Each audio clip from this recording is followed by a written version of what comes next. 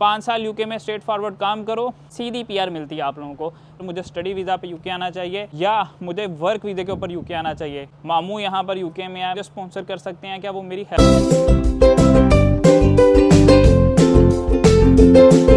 अस्सलाम वालेकुम everyone, welcome back to a new video. तो यार कैसे हो आप सब? उम्मीद करता हूँ सब खैरियत से हो गए, ठीक ठाक हो गए।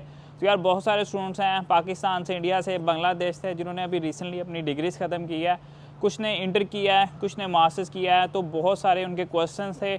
मैंने सोचा आज एक डिटेल वीडियो बना देता हूँ, क्योंकि मेन सबसे ज़्यादा जो क्वेश्चन पूछा गया ना वो ये है कि यार मुझे स्टडी वीज़ा पे यूके आना चाहिए या मुझे वर्क वीज़े के ऊपर यूके आना चाहिए। उसके बाद ये क्वेश्चन पूछा जाता है कि यार अगर मैं वर्क वीज़े पे आऊँगा तो मैं कैसे आऊँगा। तो ठीक है, इसमें मुझे पता है कि बहुत सारे लोगों को कन्फ्यूज़न है कि यार हम लोगों को कैसे अप्लाई करना चाहिए, कहाँ कहाँ अप्लाई करना चाहिए, इसके क्या तरीके हैं। उसके बाद अगर आप स्टडी वीज़ा पे आना चाह रहे हो तो स्टडी वीज़ा पर आपको क्या कॉस्ट पड़ती है, वर्क वीज़ा पे आपको क्या कॉस्ट पड़ती है, क्या लिमिट्स आती हैं इनके दरमियान में।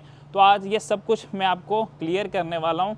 तो सबसे पहले हम बात कर लेंगे यहाँ पर वर्क वीज़े की, क्योंकि बहुत सारे लोगों को होता है कि यार वर्क वीज़े पे आए। वर्क वीज़े का सबसे बड़ा फ़ायदा ये है, 5 साल यूके में स्ट्रेट फॉरवर्ड काम करो, सीधी पीआर मिलती है आप लोगों को। उसमें सबसे ज़्यादा जो रूट मैंने देखा है वो केयर वीज़े का आता है, लेकिन अब जो स्पाउस जो है वो अलाउ नहीं है।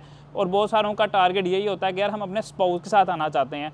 तो सीन ये है, अगर आप लोग अपने स्पाउस के साथ आना चाहते हो तो work visa is the best option. लेकिन अब बात यह कि आपको अप्लाई कहाँ करना है, कैसे अप्लाई करना है। तो इसमें ना दो चीज़ें हैं। एक होता है अप्लाई करना आपकी नॉलेज की बेस पे, आपके स्किल्स के बेस पे। एक होता है बाय करना। ये दो चीज़ें हैं। अब ओबियसली जिस बंदे ने अप्लाई करना है ना, ठीक है, उस बंदे के पास नॉलेज है, तो ओबियसली उस बंदे को मुझे बताने की ज़रूरत नहीं पड़ेगी, क्योंकि ओबियसली वो ऑलरेडी इतना काबिल है, उसको पता है कि मुझे कहाँ कहाँ अप्लाई करना है, कैसे अप्लाई करना है। ओबियसली अगर आप कहीं भी अप्लाई करते हो जॉब, ठीक है, तो ओबियसली आपका रिज्यूमे अच्छा होना चाहिए।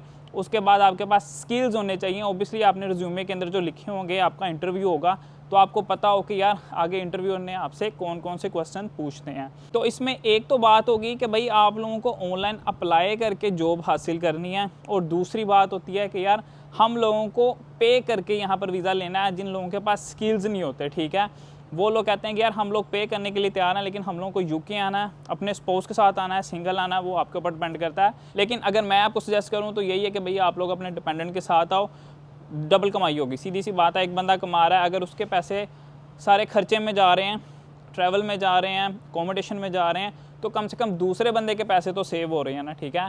तो इसमें भी काफ़ी चीज़ें आ जाती हैं। बहुत सारे दोस्त पूछते हैं कि यार मेरे मामू यहाँ पर यूके में है, मेरे चाचू यहाँ पर है, क्या वो मुझे स्पॉन्सर कर सकते हैं, क्या वो मेरी हेल्प कर सकते हैं।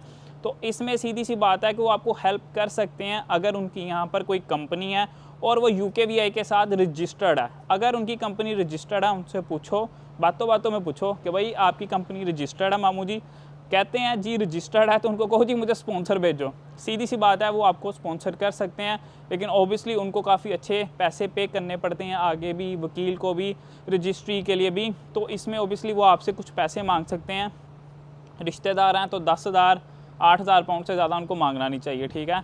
अगर आपका मोटिव है कि यूके ही आना है, आप पैसे देना चाहते हो, आपको गारंटी भी चाहिए, उनको कहो मुझसे 15,000 ले लो, लेकिन मुझे यूके बुला लो, ठीक है। तो अब इसमें डिपेंड करता है 5 साल का वीज़ा दे रहे हैं, 3 साल का दे रहे हैं। क्योंकि अब मैं दूसरी चीज़ की बात कर रहा हूँ। एक जो मैंने आपको बताई कि आपकी काबिलियत पे कोई आपको यूके बुलाता है।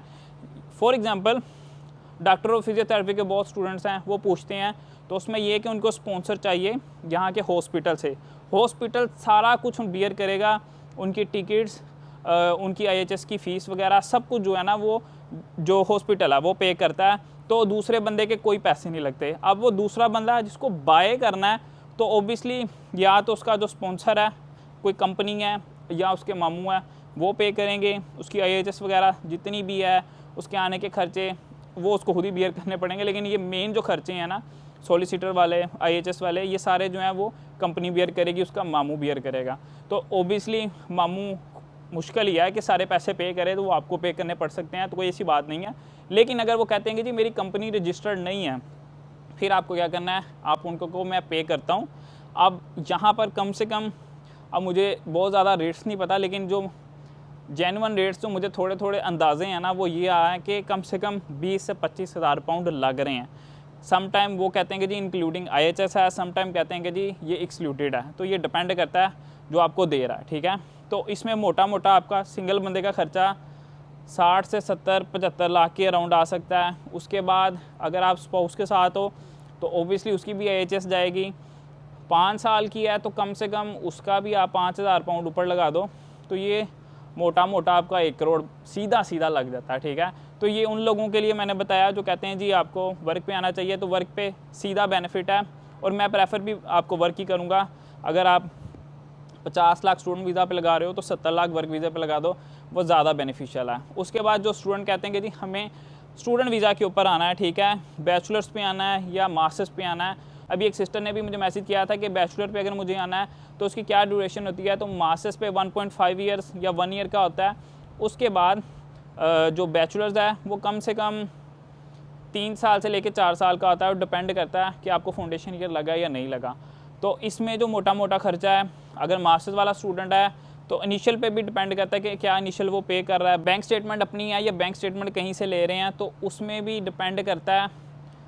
35 लाख से लेके 45 लाख के दरमियान कहीं भी आपके पैसे लग सकते हैं। और अगर कोई बैचलर वाला स्टूडेंट है तो वो तो कम से कम मोटे 40 से 50 लाख रेडी रखे, क्योंकि उसकी एचएस फीस जो है वो ज़्यादा होती है। तो ये आपका मोटा मोटा मैंने आपको ख़र्चा बताया है। मास्टर्स का मैंने आपको बताया कि आपको 35 से 45, और अगर कोई बैचलर पे है तो 40 से 50। अब इसमें क्या हो सकता है, इसमें ये है कि भाई अगर कोई बैचलर पे है तो मैं उसको ये रिकमेंड करूँगा तो कम से कम फुल फ़ी पहले साल की पे करके आओ, अपने साथ 2,500 से 3,000 पाउंड लेके आओ। आप यहाँ इजीली सर्वाइवर कर लोगे, नेक्स्ट ईयर की फ़ीस निकाल लोगे, मेरी गारंटी है। अगर कोई भी मास्टर्स पे आ रहा है तो उसके लिए भी आलमोस्ट सेम है, लेकिन ठीक है वो अगर 70% भी देगा तो उसकी खैर है, उसका चल जाएगा। लेकिन बैचलर वाले को मेरी सजेशन यही है, मेनली 80% तो मिनिमम पे करो यार, क्योंकि आपको आके नेक्स्ट ईयर की फ़ीस भी जोड़नी है, मास्टर्स वाले को नहीं जोड़नी। तो आपका स्नैरियो चेंज है। आप मास्टर्स वाले को ना देखो, आप अपना देखो कि आपने नेक्स्ट ईयर की फ़ीस भी देनी है। स्टूडेंट क्या करते हैं, 5,000 पाउंड दे के आ जाते हैं, 6,000 पाउंड दे के आ जाते हैं। मैं खुद कंसल्टेंसी का काम कर रहा हूँ तो मुझे इतना आइडिया है कि स्टूडेंट क्या चीज़ें करते हैं। सर कम से कम इनिशियल हो, ठीक है, कम से कम तुम पे करके आ जाओगे। यहाँ आते यूनिवर्सिटी जब कहेगी ना कि भाई फ़ीस पे करो, तब आप लोग फंस जाओगे। आप कहोगे कि यार अब मैं फ़ीस कहाँ से पे करूँ, यूनिवर्सिटी आपको मेल पे मेल करेगी, आप घर फ़ोन पे फ़ोन करोगे, नई टेंशन क्रिएट होगी। तो उससे बेहतर है कि आप कम से कम 80 या फुल ईयर की फ़ी, 1 ईयर की जो होती है वो आप पे करके आओ, तो उसमें आपकी बचत हो जाएगी। नेक्स्ट ईयर के लिए आप जो है ना वो अपने पैसे जोड़ लोगे। तो इनमें से बेस्ट ऑप्शन मेरे ख्याल में वर्क वीज़ा है। अगर आपको मिलता है तो वर्क वीज़ा ले लो, नहीं मिलता तो ओबियसली फिर आप इसमें मैं ना एक बड़ी अच्छी आपको एक बात बताता हूँ। मैंने कल एक बंदे को नसीहत दी और मैंने फ़र्स्ट टाइम खुद भी सोचा कि अगर आप फर्स्ट ईयर की फ़ीस पे करके आते हो, मास्टर्स पे स्पेशली, ठीक है, ये बैचलर वाले पे नहीं आएगी, मास्टर्स वाला जो बंदा है, क्योंकि अब आप लोग जो अपना वीज़ा स्विच नहीं करवा सकते। पहले ये होता था कि आप अपना वीज़ा स्विच करवा सकते थे। उसमें क्या था, लोग 3,000 4,000, मैंने खुद देखा यार, इतने लोग 3,000 4,000 पाउंड फ़ीस दे के आते हैं, कोई फ़ीस पे नहीं करते। एंड ऑफ द ईयर क्या करते हैं, पैसे जोड़ के वीज़ा चेंज करवा लेते हैं। तो आपको ये सजेशन है, अब आप ऐसा नहीं कर सकते जब तक आपकी डिग्री कंप्लीट नहीं होती। आप पहले ईयर की फ़ीस पे करके आओ, यहाँ आओ, 1 महीना 2 महीना 3 महीना काम मिल जाएगा, मिल गया, पैसे जोड़ो पैसे जोड़ो पैसे जोड़ो। End of the year degree ख़त्म हुई है, कम से कम फ़ीस तो पे करके यही हो गया यार, 15-16 हज़ार से ज़्यादा कमा ही लोगे, ठीक है। अगर आप रज के मेहनत करते हो तो 20,000 भी कमा सकते हो। ये डिपेंड करता है काम मिलने पे, कहाँ मिलता है, कितना मिलता है, आप कितनी एफर्ट करते हो, इस सब पे ये डिपेंड करता है।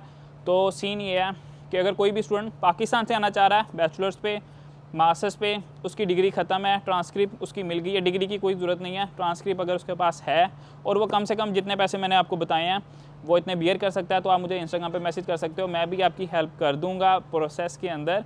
मेरी टीम यहाँ मैनचेस्टर के अंदर भी है, पाकिस्तान के अंदर भी है, तो वो आपकी हेल्प कर देगी पूरी प्रोसेस के अंदर। तो यार ये बहुत ज़्यादा रिक्वेस्टिंग वीडियो थी, तो इस वजह से मैंने आज ये बना दिया है। तो उम्मीद करता हूँ आप लोगों को समझ आ गई होगी। अगर किसी को नहीं समझ आई और कोई कन्फ्यूज़ है आपका दोस्त, तो उसको ये वीडियो सेंड कर दो, उसको शेयर कर दो। और अगर आपको समझ आ गया है, कोई क्वेश्चन पूछना है, तो आप मुझे कमेंट सेक्शन में पूछ सकते हो और मुझे इंस्टाग्राम पे फॉलो भी कर सकते हो। उम्मीद करता हूँ आज की वीडियो आप लोगों को अच्छी लगी होगी। वीडियो अच्छी लगी है तो वीडियो को देना लाइक, चैनल पे नहीं हो तो चैनल को लेना सब्सक्राइब। मिलते हैं इंशाल्लाह नेक्स्ट वीडियो में। अल्लाह हाफिज़।